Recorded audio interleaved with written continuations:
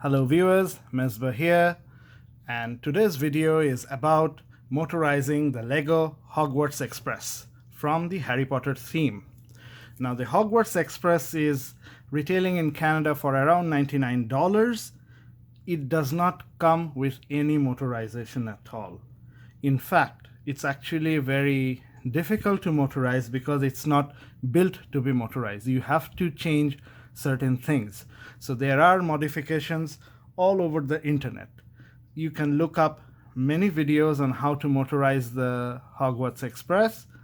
I'm not the first one, I'm a little late to the Harry Potter theme, but primarily there are 4 ways you can motorize this train. Number 1, so let me move my sig fig. For those of you following the channel, you know that recently I have started using this sig fig to represent me, Mesbah. Now, as I said, there are 4 primary ways you can motorize the Hogwarts Express.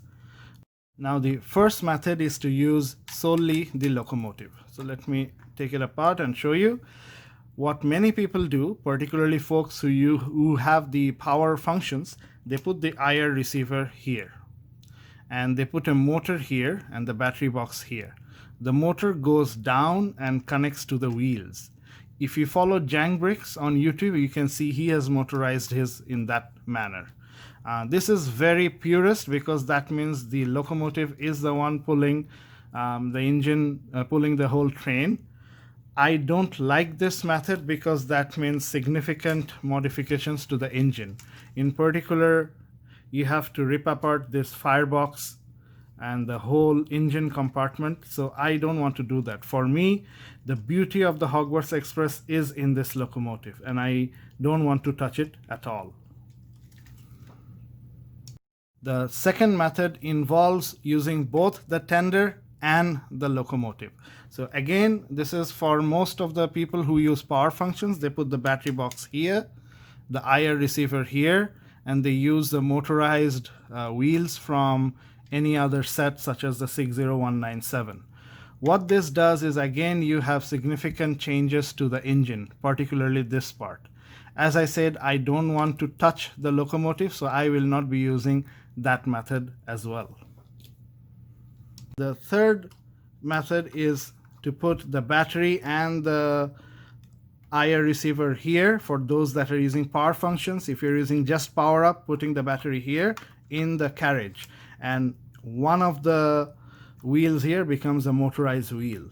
Now again, I don't want to use that method. The reason I got extra wagons is so that I can have a big train full of passengers. I want passengers to be in the wagon. I don't want batteries and stuff. Second, I don't want to be buying extra wheels because once you put the motorized wheels, you have to have a pivot because that's 4 wheels rather than 2. So that means instead of 2 wheels per carriage, you will need 4. So again, that's just extra hassle for no reason. So I'm going to use the fourth method, and that is I'm going to motorize just the tender alone. So let's talk about how one can motorize the tender. For sure, you will need a battery box. This is the power up battery. It's part 88009 and it's about $70 in Canada. If you don't want to use your phone to control, you will need a remote. This is part 88010 and it's about $30 in Canada. And finally, you will need a motor. So this is the one that's going to sit on the track. The power will come from the battery, and it's part 88011, and it's about $18 in Canada. Let's talk about some of the problems that you're going to encounter when you're trying to motorize the tender. You can see that the tender is quite small. Here is the battery box. The length of the battery box is the same as that of the tender. So there's no way we can hide this inside here. So what we need to do is we need to add one brick or one stud length on this side as well as on this side. If you turn it 90 degrees, you can see that the battery box can fit inside. So there is, this way the battery box is fitting because it's 4 studs wide. However, from this angle, it's too small to be hidden. Similarly, comparing the height, so this is the baseline of the tender. So you put the battery box right here. You will see that the battery is actually above the top of the tender. So similarly, what you have to do is you have to increase the height of the tender. So those are changes for the tender. Let's come to the wheel. So you take a look, there is a pivot here. This pivot is so that when you have the normal train plates, they have pivot points here. You put this inside there. This way the wheel can move on the tracks. However, the tender is a small rolling stock. These wheels don't need to turn. So when I remove the base, you can see that there is no pivot point. So somehow I have to put this with its pivot inside here. So what I need to do is basically fill in this gap with plates. So if you take a look at the pivot, I have 2 plates here. These tend to basically hide the pivot. So whatever I do, I have to plate it in such a way so that the pivot is hidden, and then I can put this on top. So let's start working on the modifications. The first thing we are going to do is I'm going to take a tile, a 2x1 red tile, and put it here. Oops. There. So I have put it on the A component.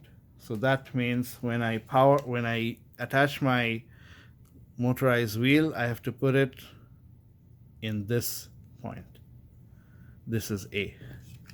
And the red is obviously for the Hogwarts Express. So that's the very first thing we should do.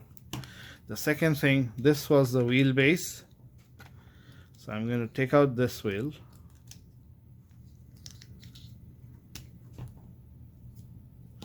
And the second one. We don't need these for the Hogwarts Express anymore, but I will come back to them. From this, you need to take out these connection points.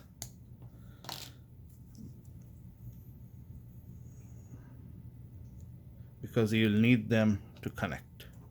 And what I'm going to do is I'm going to put them here.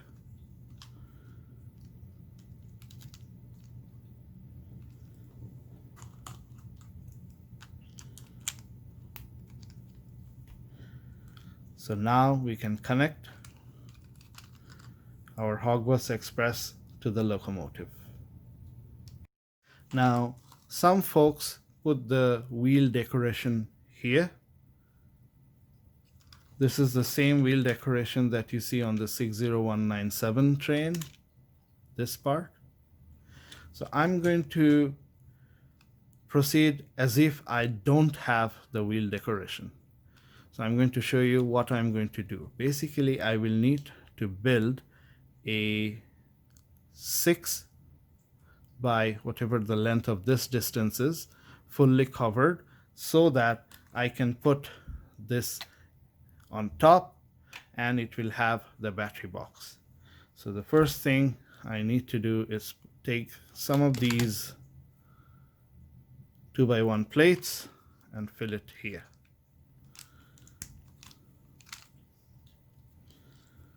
One on this side So it's now filled like that. Similarly on here and here.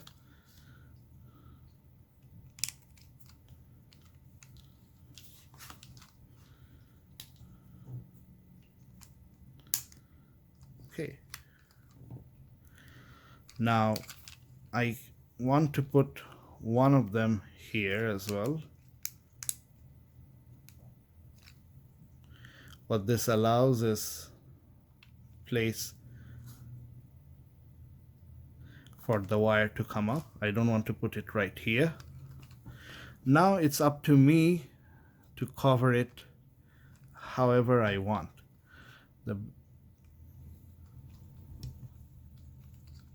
So what I did is I'm going to build up this side and then this side to show you how we can cover the pivot up. So the first thing we do is we take more of these 1x2. I'm going to put them here.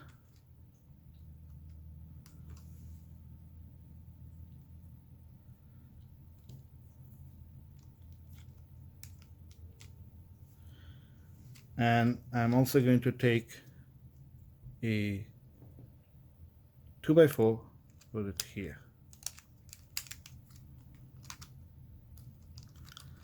So that covers till this part. We still have to go up by about 2 plates. And we have to extend it from the side. We have now, I'm going to use one of these 2x4s and put it here.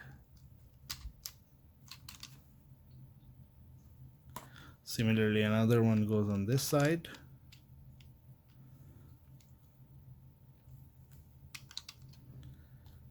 And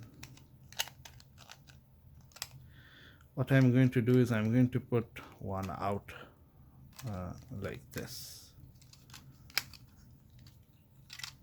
So you can see there's a small gap here which we will cover. The situation that we have right now, we need to build up here and cover and keep covering it up. So one of the things that I can suggest is to put a plate, a 2x1 like that, and then use one of these 2x6 to put across it so that they are all joined together by this plate, right like this. And then you can cover this part up as well.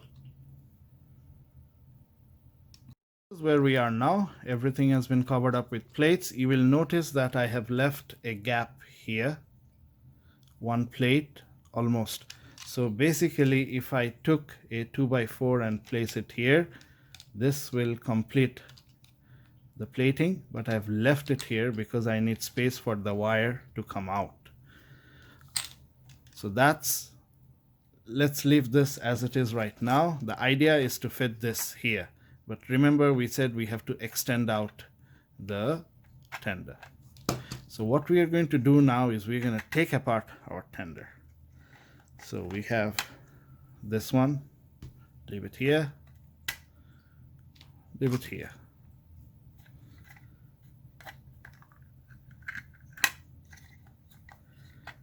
We take this whole thing out.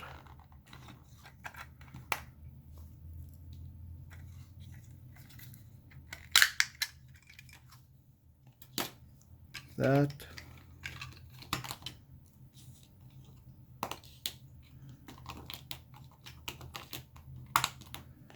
There. So everything is apart now, and now we are going to put all of that in here. So let's start. So this is the end piece. So it was like that. I'm going to turn it around and place it here. Where's my battery?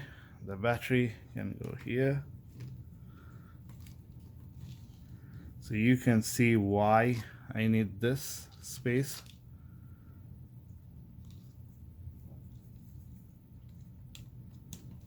there.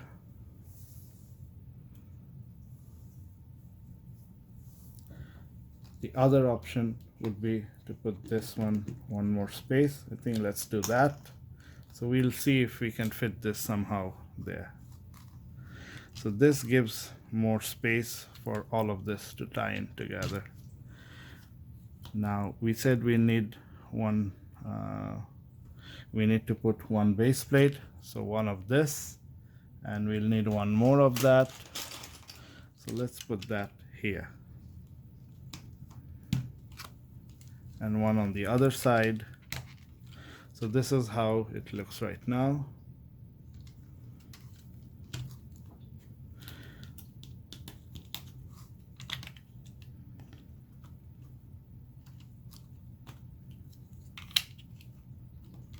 There.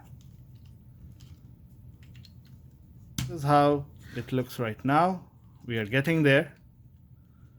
You can see that there's quite a lot here. Now remember, if you want to put the decoration here, it would look a little bit better, but this one has a considerable weight as well, so there will be a lot of traction on the tracks, so that's good. Now what we are going to do is we're going to put this here. So we're going to take one by one, put it at the bottom. We're going to take another one by one, put it on top of this, place it, and we're going to repeat it all around. See what I've done here. So now the only thing left is to close the gaps and then put this on top. Where we are now, we have filled in all the spaces. So these are basically 3 1x1s. These was the original clip-on with the bar, and I put 1x1s on top and bottom.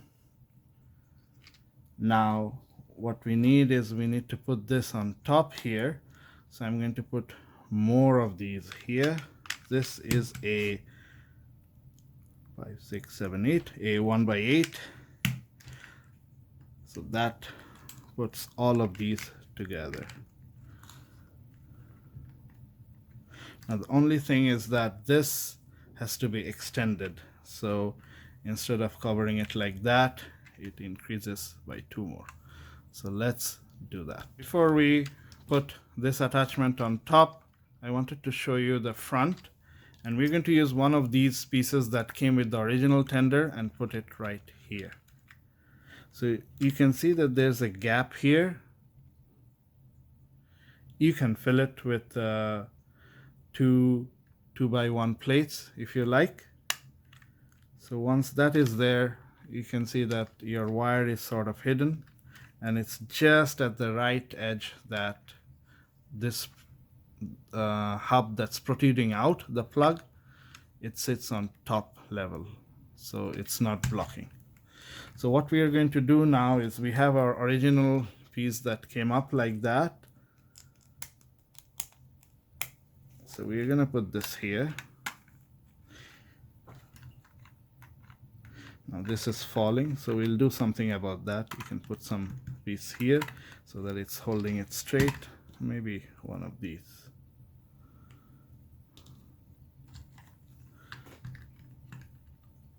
There. It has an extra plate that can be taken out.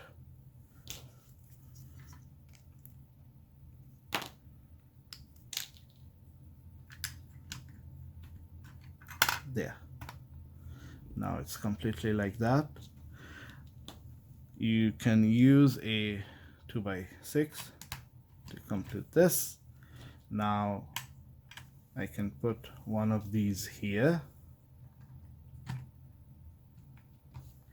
and you can use 2 plate pieces 1x1, join them, put them here, make sure they're straight.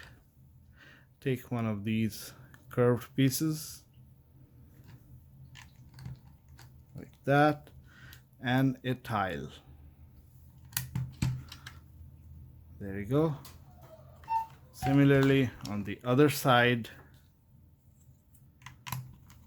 just like that, 2 plate pieces 1x1,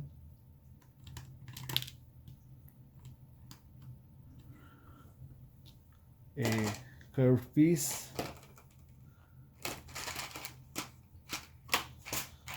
Let me take out one of them. That and a tile. So there's your tender.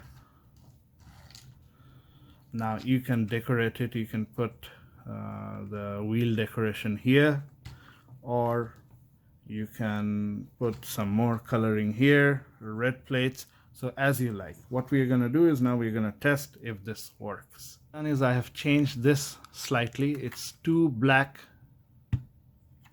Let's see if I can show you. It's two black 1x2 jumpers and a red tile. So that way this doesn't stick. If I was using this, the bottom of it would stick to here. So this way I can easily go and press that. So let's try to see if I can sync it.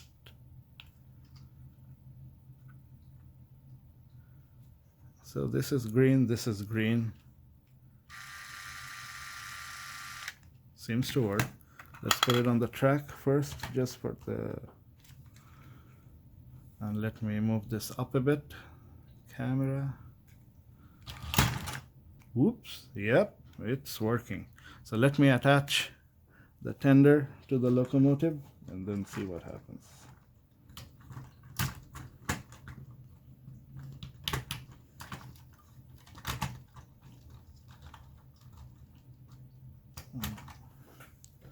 Yeah, we don't want any derailment.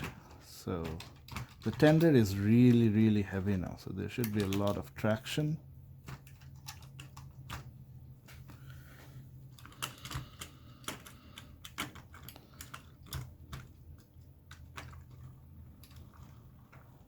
All right, let's take this piece out. There we are.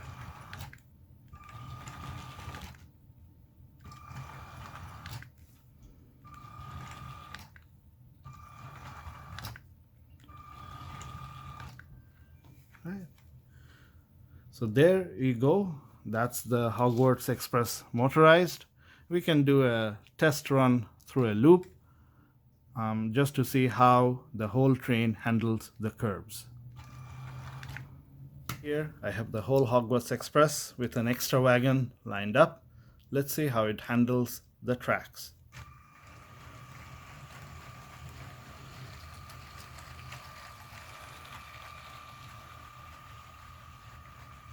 Seems to be doing well. Let me increase the speed a bit. Now the batteries that I put in my battery box, I might have to change them. So this is going up.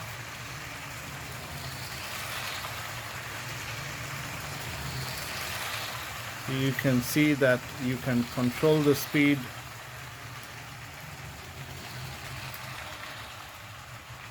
So this works quite well. You can have varying speed. It's not just one speed.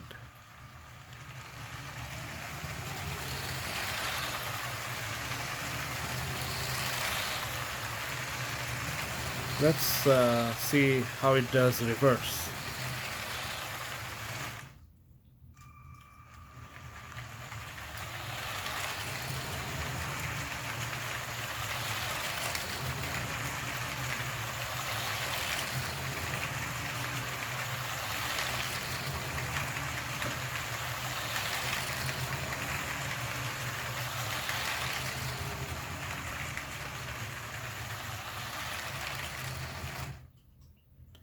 So there you go. That's the Hogwarts Express motorized. Let's take a look at how the tender shapes up in relation with the locomotive. Does it look a bit oversized? Maybe. So one suggestion you can take is to remove this extra layer. But what that will do, so let me show you how the battery looks right now. So there's that extra clearance that you have above the battery. So if you want to remove this piece, you still have to put maybe a plate or so. Or you can take this out and see how it looks. But right now what happens is that the battery is really not visible except from this side. And there's an easy way you can hide this. This is one of those panel pieces that are left over from the tender. So you can put something like that and attach it at this end. But I left it like that because I wanted to see when the light was on or not. And also it makes it easy to take the battery out whenever I have to replace batteries. I put an extra red plate here just as an added decoration. I don't know if it lines up properly with that. So what some of you can do is one of these black plate layers, you can change it to red. So that would be another decoration that you can do. It would also make it similar because this one is only 1 plate thick, this one is 3. So there's some subtle changes you can make there. We still have one thing left. Remember, these are the extra wheels that were on the tender. So you can put them away for other uses. What I plan to do is I plan to put it here. The motorized wheel that was here, I'm taking this out because this is my second 60197, so this will just be a dummy. The motor will be on the other one, so this is going to be the rear end. So I don't need a motorized wheel here. So what I'm going to do is I'm going to put these right here. And how I'm going to do that is I'm going to take 2 of these. So this is a 2x6. I'm going to join them together. And then I'm going to put them like that. So this is what happens. And then this is a bogey plate, similar to that, but that one is yellow. So let's take that out. So this is the one that comes with the train. I wasn't able to get a yellow one. Bricks and Pieces were out, and the only one available close by on Bricklink was this piece, but that's okay. You will see that these two are now the same height, right? So you don't want it to be higher, then the train will be tilted. So let's put them here.